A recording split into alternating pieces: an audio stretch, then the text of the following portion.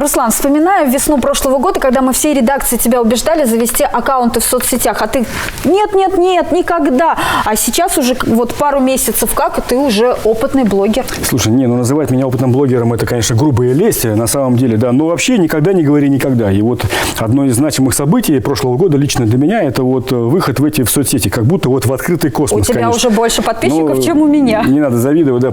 Надо просто было переступить через себя. Все-таки я человек довольно закрытый, да, но если ты занимаешься сегодня каким-то медиапроектом, то делать это без соцсетей просто невозможно. Это производственная необходимость. Согласна. Наверное, в России вообще единицы людей остались, которые не выходят в интернет, не имеют никаких гаджетов, но при этом вот как-то же получать информацию надо, но вот обратная сторона всей этой медали, такой всеобъемлющей информации, то, что она непроверенная, и часто блогеры дают эту непроверенную информацию. Слушай, чем отличается вообще блогер от журналиста? Да? Журналист по своей должности, работе обязан давать объективную картину происшедшего. Как минимум 2 точки зрения, то есть с разных сторон. Блогер ничего этого не обязан, он просто высказывает свою позицию. А с другой стороны, блогер тебе скажет, что он без цензуры, он всю правду всем расскажет. Нецензурный. Всю правду он всем расскажет, но мы-то с тобой знаем правду их лайком и репостом. Я думаю, эта кухня очень интересна будет нашим зрителям. Слушай, давай сегодня поговорим об этом и откроем кое-какие секреты этой интернет-кухни.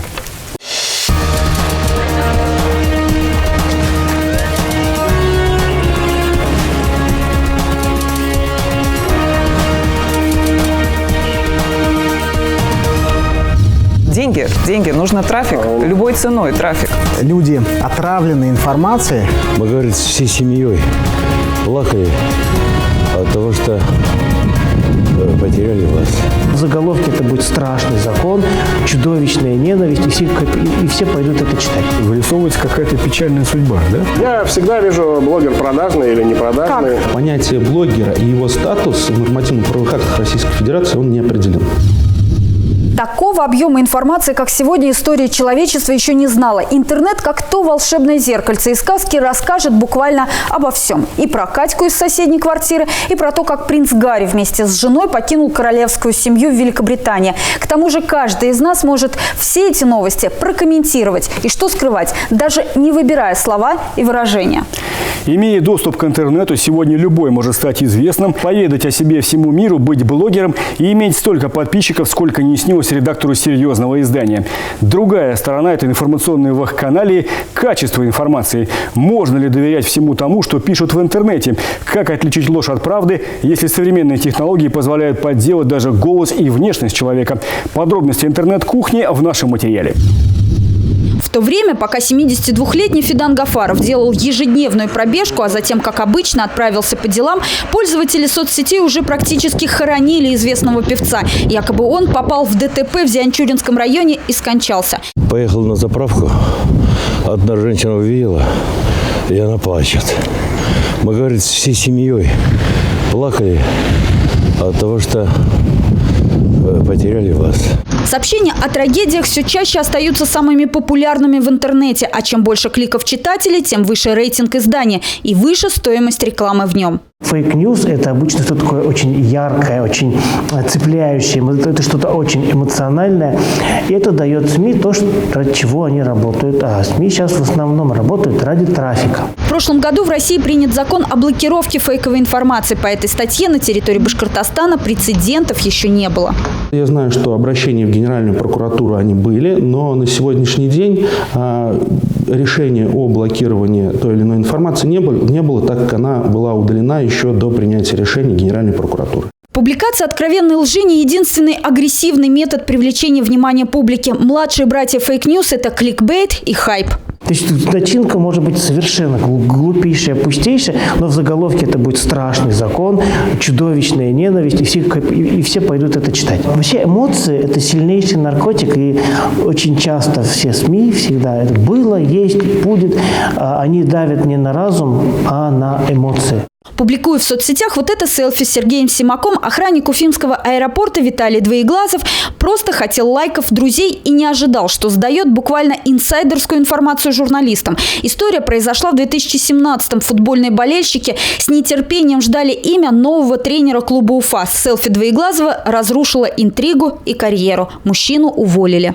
Мнение было связано с тем, что я сфоткался с Симаком, но при этом никаких ограничений как таковых на мне не стояло. Обычно все вот эти ограничения, они фиксируются либо в трудовом договоре, либо в должностной инструкции того или иного сотрудника. На тот момент, по сути, у меня этого не было зафиксировано, то есть, получается, можно было сфотографироваться, то есть, ничего такого зазорного не было. Методом проб и ошибок в интернете наконец регулируются правила поведения. Возможно, в ближайшем будущем будут популярны информационные диеты. Мы очень много времени посвящаем той информации, которая нас никак не касается. Мы эмоционально ее переживаем, там, что-то делаем вследствие получения этой информации. То есть мы играем в чужие игры. В России насчитывается почти 110 миллионов интернет-пользователей. Это 110 миллионов потенциальных блогеров. Некоторые исследования заявляют, в среднем россияне каждый день проводят в сети 6 часов 29 минут. Играют в онлайн-игры, смотрят различные видео, общаются в соцсетях, совершают покупки и, конечно, читают, вернее, листают новости. Нравится кому-то это или нет, но интернет сегодня правит бал в информационном поле. Каждый сам себе репортер. Любой может опубликовать свое мнение, выложить фото и видео с места события и при этом не сильно париться по поводу условных буйков или красных флажков. Есть ли понятие и правила в соцсетях? Какая судьба ждет журналистику как профессию? Всегда ли блогеры честны или они используют информацию только ради хайпа, комментариев и лайков? Можно ли монетизировать личный блог и нужны ли нам еще газеты? Подробнее об этом мы с Алсу Сликаевой, нашими гостями, поговорим сегодня в студии программы «Честно говоря». Итак, сегодня у нас в гостях Лилия Крюковская, главный редактор интернет-издания «Медиакурсеть», всем хорошо известный Шамиль Валеев, сопредседатель Общероссийского народного фронта в Башкирии и публицист, Елена Арявнова, блогер и пиар-специалист, и Артем Валиев, просто пиар-менеджер. Итак, уважаемые гости, спасибо, во-первых, что пришли. И, собственно, начнем с главного. Да? Сегодня все поголовно в соцсетях. Скажите, журналистика как профессия еще жива, Шамиль? Журналистика мимикрирует, и для того, чтобы наивная публика не совсем понимала, что журналисты отдают ей свой контент, предусмотрены аккаунты медиа-менеджеров, лидеров общественного мнения, а основной контент все равно производится теми, кто это умеет делать. Лилия, вы главный редактор издания, да? Интернет-издание. Интернет-издание, да. Это важная поправка, между прочим. Скажите, вот вы ощущаете конкуренцию со стороны соцсетей и со стороны любого блогера, да? Конкуренцию как таковую, наверное, ощущаем в том плане, что иногда блогеры, а мне бы хотелось больше даже сказать, обычные жители нашего города иногда становятся носителями информации или становятся знатоками того или иного события раньше, чем, может быть, журналисты. Порой мы даже из соцсетей достаем, скажем так, давайте возьмем пожар где-либо, да, когда люди выкладывают видео. Сказать, что конкуренты, скорее нет, потому что я очень надеюсь на то, что верить журналисту, верить блогеру – это немножко разные вещи, в моем понимании, в моем желании. Вообще в чем разница между блогером и журналистом, если она есть? Есть разница? Учитывая, что все-таки я себя больше считаю журналистом, нежели блогером, мне очень хотелось бы считать, что журналист – это все-таки более профессиональное лицо, работающее со словом, с текстом или с аудиторией. У меня есть ответ вне очереди на этот вопрос. Разница между журналистом и блогером – это как разница между курортным романом с турецким аниматором и добропорядочным, хорошим, стабильным мужем. Правда, что мы добропорядочные? Да, потому что, блогер, он где-то в одном месте посверкал, один раз в жизни ему попался хороший кадр, а если ты в медиа работаешь, тебе надо каждый день про это думать. То есть долгой счастливой совместной жизни с ним не получится? Вот на моем месте, наверное, любой бы блогер с вами поспорил бы, вот передам, допустим, их мнение, они вам скажут, журналисты – это цензура обязательно, а блогеры, вот мы рассказываем всю правду. Блогеры, хотя бы взять в нашем регионе, назовите мне хотя бы тех блогеров, которые реально занимаются общественно-политической или иной какой-либо ситуацией, проблемой. Для меня блогеры – это все-таки бьюти-блогеры, блогеры, которые занимаются, решением вопросов с весом и так далее. Да. Это те люди, которые оцифровались сильнее, чем мы. То есть они знают, что такое таргетинг, они они знают, как эту информацию преподнести ее локально в какой-либо иной Ну, может быть, это территории. такая коммерческая сторона журналистики? Нет. Нет. Это вполне нишевые конкретные издания. Допустим, вместо версии БашДТП, вместо газеты «Курьер», «Инстаграм». Тех, кто ногти точит.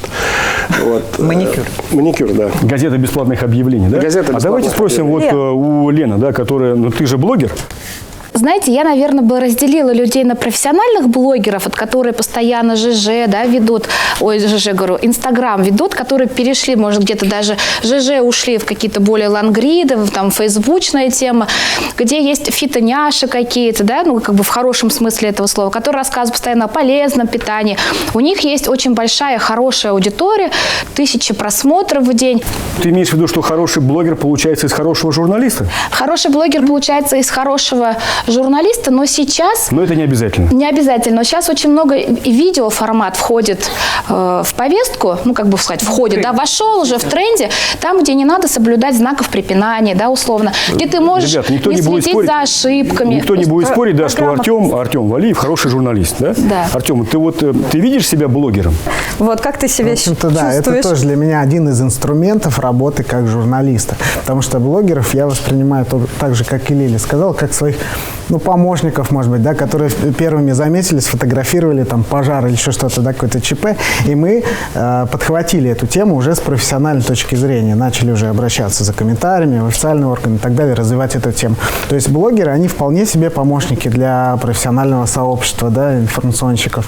Но в наше время, когда люди, буквально отравленной информацией, есть такой термин даже, да, отравление, информационное отравление. Передоз, да? Передоз, да, люди получают информацию изо всех источников, и люди начинают отдавать предпочтение СМИ, потому что СМИ тоже заводят свои каналы, на них также удобно подписаться, их также удобно смотреть. Вот, например, тот же Башинформ имеет свои каналы во всех соцсетях, можно на них подписаться, и вроде бы ты получаешь такую же информацию и также запакованную, как это делают блогеры, но это профессионально. Называются эти аккаунты. Башинформ все-таки это государственные Называется СМИ. по-другому, но сейчас есть большой запрос аудитории на какие-то альтернативные источники информации, то есть, не государственные.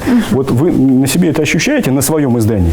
Вы имеете в виду потребность? Потребность аудитории в какой-то, я не скажу, конечно, оппозиционной, альтернативной версии происходящих событий. Вот так. Естественно, мы ощущаем потребность населения. Более того, как бы ни было, мы продолжаем работать с письмами читателей. Иначе говоря, это отдельная работа и некий взаимоконтакт с аудиторией. А второе, ты достаточно быстро узнаешь, как оно пошло. То есть, начиная от звонка правительства, когда материал очень хороший. Есть реакция, да? Есть реакция, она всегда радует. Или, может быть, не то, что не очень Всегда удобно. радует? Да? Меня радует. То есть, значит, прочитали. Спасибо, мы вернемся к разговору через несколько минут. За 10 лет в Башкортостане с рынка печатных средств массовой информации ушло более 100 газет и журналов. При этом все до единого районные издания все еще держатся на плаву. Как им это удается, рассказываем в нашем сюжете. Газета есть «Крымская ночь»? 12, да? Как расходится газетка? Хорошо? Последняя? В Крымскалах пока еще можно купить районную газету. В киоске за 12 рублей, в магазине за 25. Газету печатают сразу на 3 языках – русском, башкирском и татарском. Крымскалинская новь, Дайра и Узень. Так, это у нас готовые полосы. На сегодняшний номер это у нас осталось только поправить. Кроме бумажной версии, газета выходит и в интернете. Редакция Крымскалинской районки имеет 3 сайта на 3 языках и присутствует в соцсетях. В день около 15-20 новостей стараемся. Аудитория в интернете уже вполне сравнима с числом читателей бумажной версии районки. В соцсети ВКонтакте число подписчиков только башкирской Дайры уже превышает общий тираж районки в 3500 экземпляров. Аудиторию группы привлекают самыми разными способами, в том числе и с помощью конкурсов. Рано разыграла газета «Дайра», и было очень интересно. Победитель получил не одного, а 2 баранов. Но после того, как победитель заполучил своего барана, оказалось, что он беременный. Да, оказалось, что это женщина, и она беременна. Ринат Шайбаков считает, что печатная версия газеты имеет свои преимущества перед электронной, и поэтому интернет не вытеснит бумагу насовсем. Бумажная версия все-таки останется. Потому что, когда мы уходим в сети у нас появляется эффект Википедии. То есть мы заходим в сеть, смотрим какую-то информацию, переходим по ссылке, потом другую. И в целом картину дня мы не можем познать. В газете проще. Можете посмотреть полностью. Да, и ты уже понимаешь, что такое, что произошло на этой неделе. Главный редактор Республиканской молодежной газеты, бывшего ленинца, свою газету может потрогать только в архиве. С 2016 года молодежка полностью ушла в интернет. Это было правильное решение, потому что основная читательская аудитория сейчас находится в интернете. И ежегодно прирост нашей аудитории происходит примерно в 2 раза. В Башкирии издается 100 районных газет на 6 языках. Знаковый момент. В прошлом году впервые охват их электронных версий превысил бумажный тираж, говорит председатель Госкомпечати Борис Мелкоедов. Если ты живешь в своем районе, то правдивее, чем районка, никто не напишет. То есть, потому что у них 80 лет они живут, убеждают людей, и они понимают ту ценность, что главное не соврать. Поэтому сейчас, кстати, по данным соцопросов, больше всего доверяют именно районным газетам. Ну вот в свете всего вышесказанного у печатных средств массовой информации вырисовывается какая-то печальная судьба, да? Недоразвиты у нас региональные бумажные СМИ. Я, бывая в других странах, в других субъектах федерации, вижу, что там достаточно много внимания, большую роль они занимают, бумажные, как классические СМИ. Именно бумажные? Бумажные, да. То есть мы будем продолжать дальше читать бумажные СМИ? Они должны каким-то образом измениться для того, чтобы... Я знаю, какие. Можно я бесплатно не буду рассказывать? Я думаю, это зависит от неких рефлексов, которые были в советский период и которые сейчас существуют. У нас был некий рефлекс, идешь на работу, в Союз Печати покупаешь издание и читаешь ее на работе за чашкой кофе. А сейчас рефлекс: утром поднялся, открыл телефон, посмотрел те издания, на которых ты зафиксировал свое внимание, и все.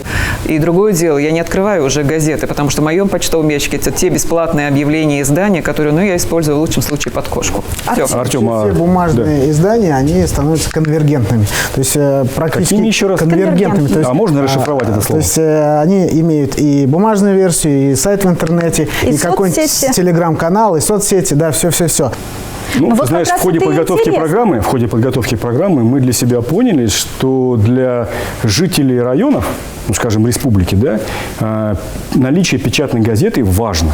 Вот, чтобы она была. Но она тоже дублирует в социальные сети. Согласен. Да, и кроме того, самое главное районные СМИ, одно другому не мешает. Самое главное муниципальные СМИ, сеть, которая неизвестно кому принадлежит, это называется аккаунты подслушано. Да. Подчеркивание, да. Потому что подслушано есть по любому поводу, там достаточно непримиримые админы, которые отбивают любые попытки с ними взаимодействовать или вторгаться. Я не знаю, кто эту сеть создал и в каких целях, но достаточно матричная эта штуковина, она может вообще, все что угодно со стороной сделать. Эта сеть подслушана. Лично ты готов платить дополнительные деньги за какую-то информацию? Я говорю о платной подписке. Готов платить дополнительные деньги за ту информацию, которую железно, достоверно... Потому что за них, по крайней мере, сейчас еще платят. Я сам пользуюсь Paywall. Вот мне надо было прочитать в бельских просторах серию статей посла Озерова. В бельских просторах платная подписка? Там есть платная подписка, пожалуйста. СМИ есть платная подписка. Это работает. В электронном виде. Да. Но я не готов платить за пропаганду. За что? За пропаганду нет. Я с глубоким уважением отношусь к нашим республиканским государственным средствам массовой информации. Но, по-моему, они должны быть рады любому посетителю, который заходит к ним и читает их материал. Пока на данном этапе, да, но все-таки... Потому что мы понимаем, что условный не Шамиль Валеев, а условный читатель, который заходит на сайт бельских просторов, натыкается на 2 абзаца, потом он просто уйдет оттуда, нет? Смотря, Лиля, как вы считаете, Смотри, какой читатель, конечно. Готовы ли вы к тому, или ведете ли вы свою деятельность к тому, ваше издание, да, что будете печатать или давать доступ к вашим статьям только в платном виде, на платную подписку? Ведется ли у вас работа к этому? Я думаю, любое интернет-издание, либо любое цифровое издание придет к этому, когда встанет вопрос о том, что ты не хочешь заниматься работой по продажам, коммерческим работам, рекламодателем. И тогда ты просто вынужден будешь пойти на это. Но опять же, для этого должен быть такой классный, такой крутой контент, чтобы утром вот как раз этот рефлекс, за который люди готовы платить, рефлекс утром и вызовет. Надо сварить манную кашу, открыть медиакурсеть и прочитать, несмотря на то, что это, может быть, стоит даже какие-то копейки. Еще есть ошибка масштаба, прошу прощения. То есть ты должен быть, у тебя страна должна быть 47 миллионов человек для того, чтобы их хватило подписчиков на твой paywall. Регион, он столько монетизируемого, платежеспособного спроса на медиаконтент столько не предоставляет. То есть хорошая информация на самом деле это достаточно дорогое удовольствие, за которое, любая информация, по сути. Забывать ее дорого. К этому вопрос и идет, что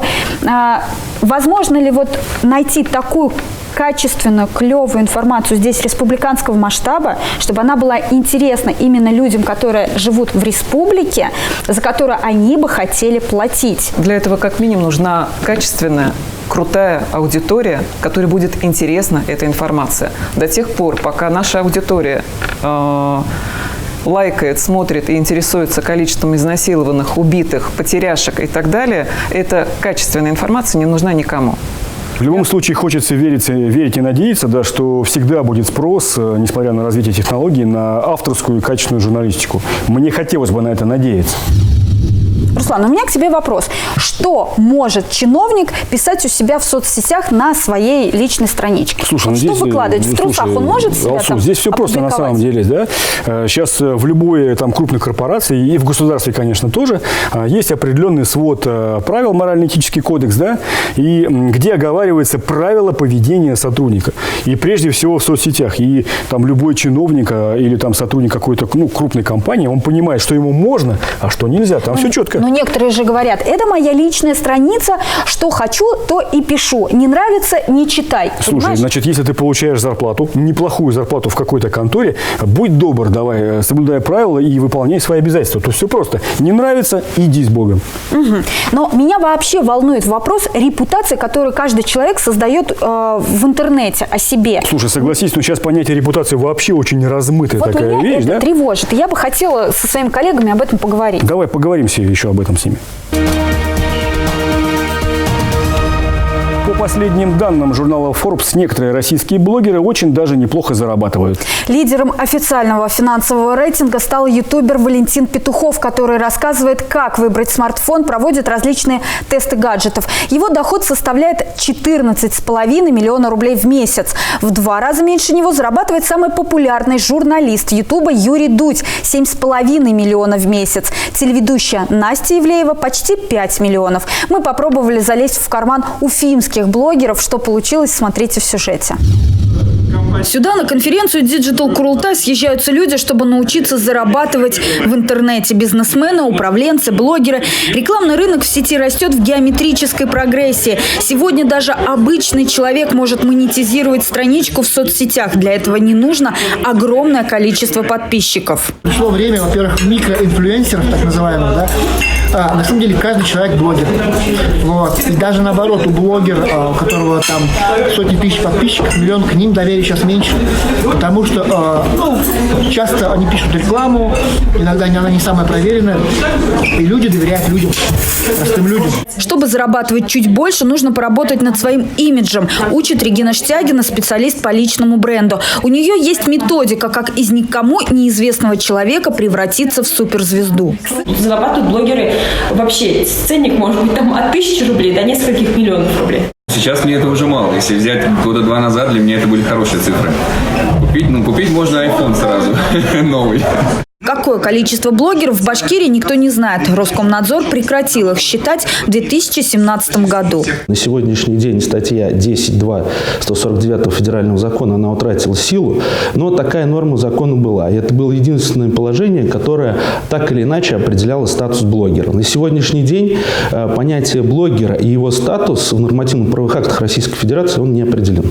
Рейтинг блогеров делают рекламные агентства, и официально он нигде не публикуется. Я бы на месте рекламодателя все-таки обращалась сейчас к таким более мелким блогерам, начиная от 3000 подписчиков и до 50, потому что у них как бы и рекламы сейчас меньше, и качество аудитории лучше, и подписчиков меньше накручено, потому что все, что идет дальше, там 200 тысяч, там миллион, мало у кого на самом деле чистая аудитория на 100%. И многие там, когда еще работали эти программы, когда можно было накрутить подписчиков, ими воспользовались. Обычный наш зритель тоже бы не прочь залезть в карман блогеру и посчитать, и посмотреть, да, как он зарабатывает. Нормальные инстаграмовские деньги, это 50-60 тысяч, несколько проплаченных постов. Сколько? Какой порядок цифр? 50-60 тысяч рублей – это уфимский средний инстаграм щитца.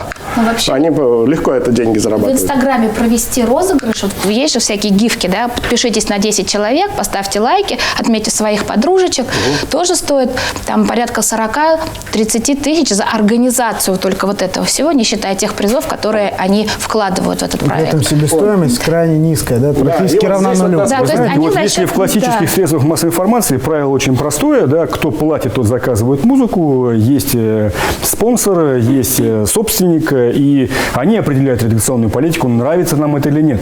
То кто платит и кто определяет... Не совсем так, я все-таки представляю медиадеятельность. Не так грубо.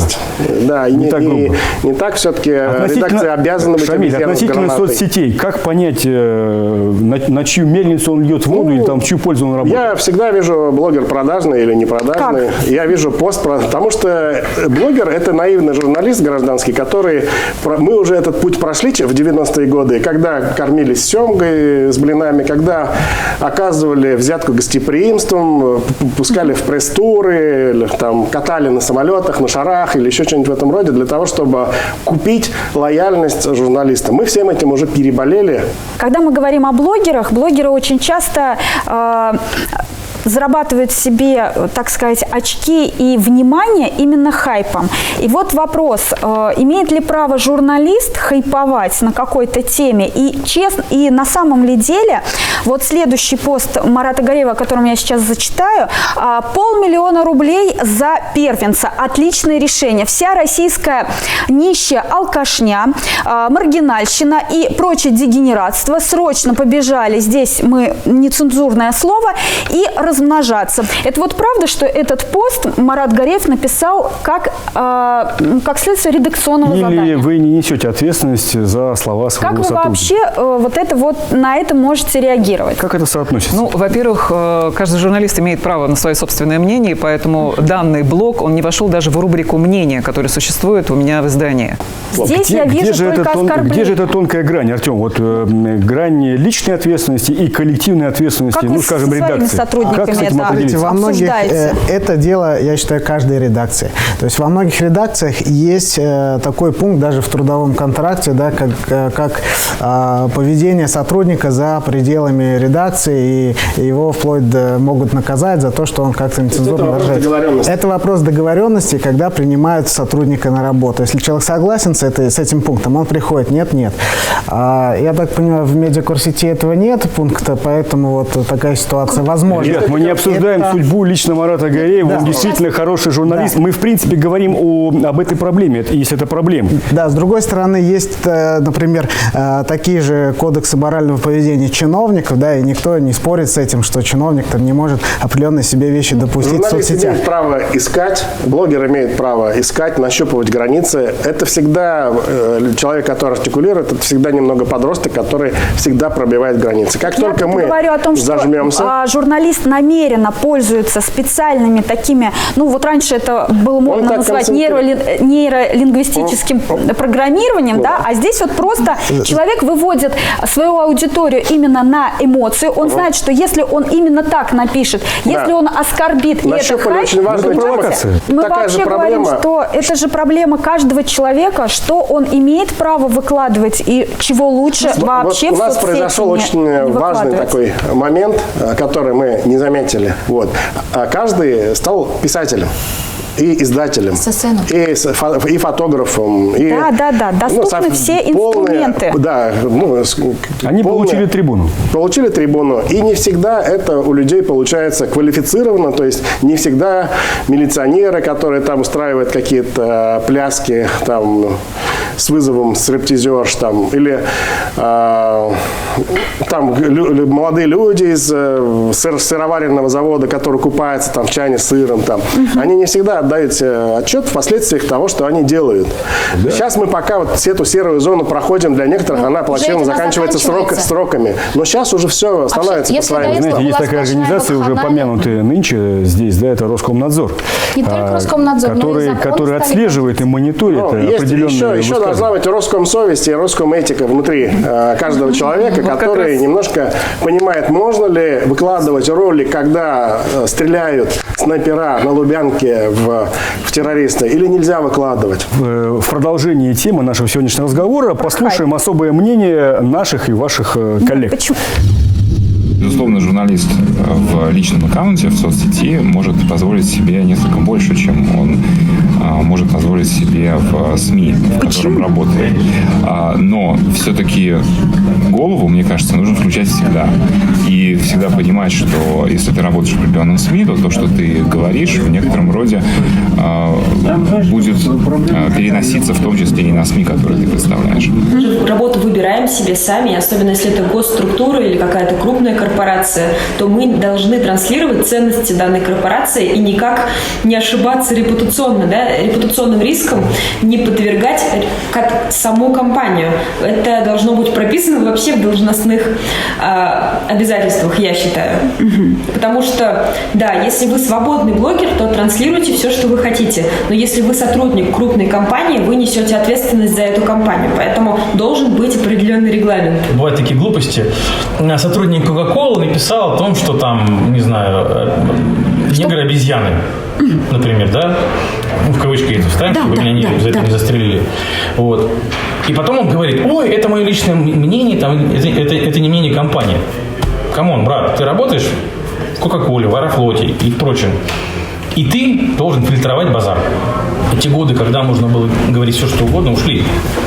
И в законодательстве появился ряд законов, которые регулируют эту отрасль. Местами, конечно, жестковато, то есть ты можешь, выпив вина, уснув лицом на телефоне, поставить лайк на каком-нибудь там посте, который ты не хотел ставить лайк, и тебе могут вклепать, чуть ли не уголовку. Скажите, пожалуйста, надо ли защищать аудиторию, вот о которой ты говоришь, да, от какого-то контента? Вот брать на себя ответственность этой цензуры. Ставить какой-то барьер, надо ли? Как вы его делаете? Это же цензура? В любом случае цензура. Вот что сегодня для вас выпущу в печать, а чего я точно выпускать в печать не буду? Не тиражируйте суициды, потому что они вызывают новые волны суицидов. И мы осознанно для себя, я эту тему приземлил в вашей форме, и, соответственно, огромное количество тех, кто с утра начинает звонки слезные с просьбой разместить информацию о том, что ребенок, мама, папа заболели онкологией, и прямо 2 дня требуется на сбор денег, вот вам реквизиты, пожалуйста, опубликуйте. Вот это я не буду публиковать. Почему? Вот для меня это четко. Во-первых, мошенничество в этой области очень сильно развито, и неизвестно, чьи это реквизиты. Артем, вы что не пустите себе в контент, в эфир? Все, что не стоит и может навредить, в принципе, у нас в стране очень хорошо зарегулировано законодательно. Роскомнадзор за всем следит. Те же суициды, те же какие-то фейк-ньюс, они достаточно хорошо у нас отрегулированы. Они и так не пойдут, потому что иначе СМИ нарушат закон и будет наказано. Многие, и особенно зарубежные, американские интернет-издания, это в основном те компьютерные гении и те, которые любили играть, они вдруг решили создать медиа. Как раз тут и, соответственно, так как они хотели создать медиа, они не прошли классическую школу этики журналистов. У них единственное, что горят глаза, как у Скруджа Макруджа, да, это что деньги, нужно трафик, любой ценой трафик.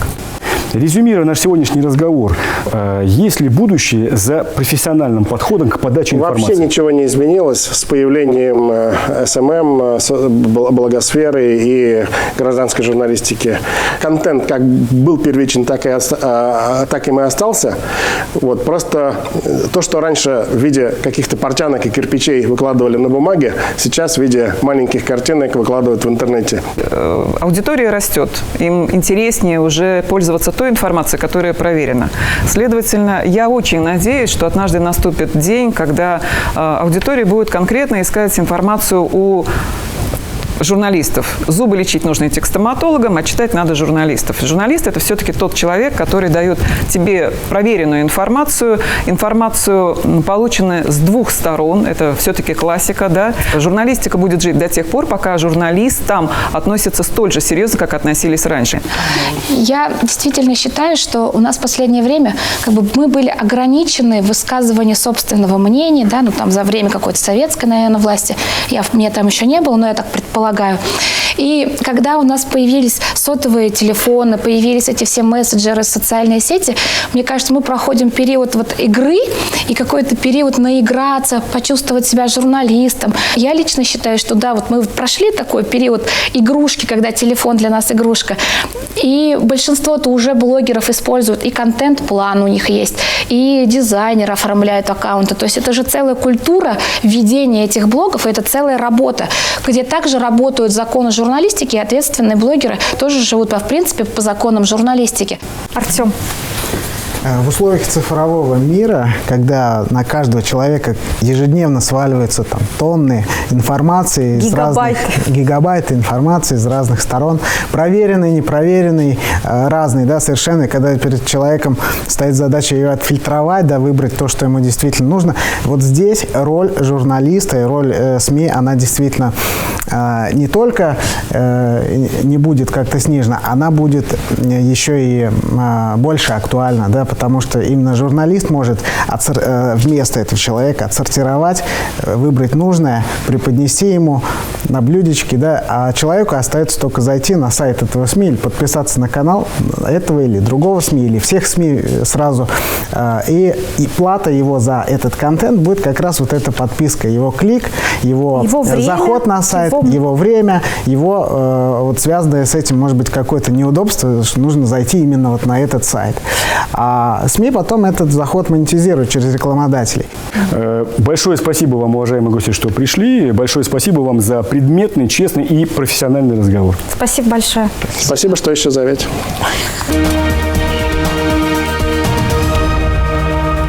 Руслан, мне кажется, что сейчас у нас такой бум инфобизнеса. Все в интернете продают свои знания. Блогеры продают вебинары, в которых рассказывают, как продавать вебинары. И вот на этом фоне, мне кажется, очень обидно за журналистику, которая остается бесплатной. Какой бесплатный? Какое-то странное наивное убеждение, да, что журналистика бывает бесплатной. На самом деле, очень многие даже федеральные авторитетные издания, у них есть платная подписка на материалы. То есть, хочешь какую-то статью прочитать, плати. Но у нас-то в республике это не развито. Да, у нас сейчас за информацию платят рекламодатели, либо структуры, которые хотят преподнести информацию в нужном им свете. Слушай, Алсу, в принципе, информация априори бесплатной не бывает. Да? Кто платит, тот музыку и заказывает. Нужно это понимать и иметь в виду всегда. Тогда вообще можно думать, что все тобой пытаются манипулировать. И я говорю о том, что в этом вале информации... очень сложно не заблудиться. Да. Сложно не заблудиться, и как найти и увидеть ту честную информацию, которая тебе нужна. Где же у него кнопка? Да, слушай, Алсу, на самом деле у меня только рецепт один. Да? Это то, что любые факты, которые тебе пытаются преподнести, либо откровенно впарить, надо просто критично их оценивать. Тут другого способа нет. Я уверена, что наши зрители как раз такие. Они же нас уже выбрали.